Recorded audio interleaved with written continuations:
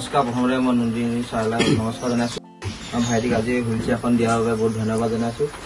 আৰু লগতে দাদা যিখিনি সপোন আমাৰ তৰাণী পথাৰ গোটটোৰ বিষয়লৈ বাকী সকলো সপোন পূৰ হৈ যায় সেয়া মই নন্দিনী ভূঞাৰ সমাজ কল্যাণ গোটৰ নীলক তৰাণী পথাৰ লগতে নন্দিনী ভূঞাৰ পত্নী কৃষ্ণা ভূঞাৰ তেখেতলৈ অশেষ ধন্যবাদ জনালোঁ এই নতুন হুইলচেয়াৰখন তেখেতলোকে প্ৰদান কৰাৰ বাবে।